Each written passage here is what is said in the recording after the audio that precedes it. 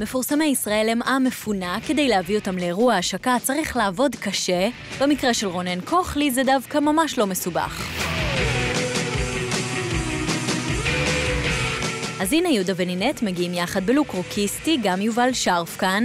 אקי אבני עם החברה החדשה שלו ניקול מילר, הגיטריסט אבי סינגולדה, גלה קוגן בחודש 60 עם בעלה, וגם שמעון גרשון וקובי אפללו, יון תומרקין, שרי גבעתי ודידי הררי שמכיר את חתן השמחה כבר שנים ומתנדב להסביר את התופעה. הוא מסדר לכולם כל מיני דברים, אז עכשיו הם חברים שלו והם באים כי הם יודעים שהוא תמיד יסדר להם. רונן ידו בכל ויד כל בו. מה הוא מסדר? אני חייב לדעת, אני פגשתי אותו כבן אדם מקסים וזה, עכשיו אני שומע שהוא מסדר דברים. אל תדאג, סוף שבוע הבא אתה נוסע עם מכונית לנסיעת מבחן. כן? אנחנו נצא החוצה ואני אסביר לך את כל העסק. אני חייב לדעת איך החיים עובדים. יהודה ונינט הם אלה שיודעים איך העסק עובד. רונן סידר להם לאחרונה אאודי A1 בהנחה משמעותית. עכשיו זה הפייבק טיים. איך מערכת היחסים הזאת שלכם מתנהלת?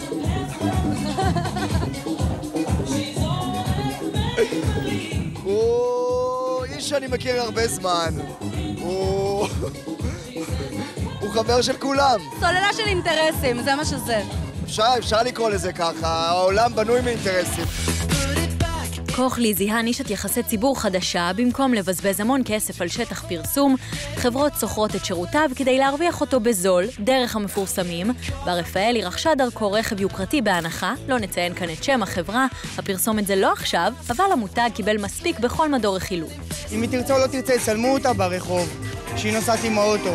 אז להם זה עושה את העבודה ביג טיים. היום מי שרוצה להזמין את הרכב, אז אתה יכול לחכות באותו רכב 3-4 חודשים. וגם אם אותם אנשים נכנסים לאולמות הצוגה, אומרים זה הרכב של בר רפאלי. אז זה עושה את העבודה. רונן חזק במיוחד בכלי רכב, חופשות, והכי חשוב עגלות תינוק. כל מפורסמת שנכנסת להיריון יודעת שהטלפון הראשון שהיא צריכה לעשות מיד אחרי שהיא מודיעה לאבא ואמא, זה אליו. נניח אם קרן פלס קונה עגלה בהנחה, הם מרגישים את המכירות שבאותו שבוע רוצים את העגלה ספציפית שיהיה בה היא הלכה. חוץ זה שהוא סידר לי לקנות מכונת מיצים, לא לקחתי ממנו כלום.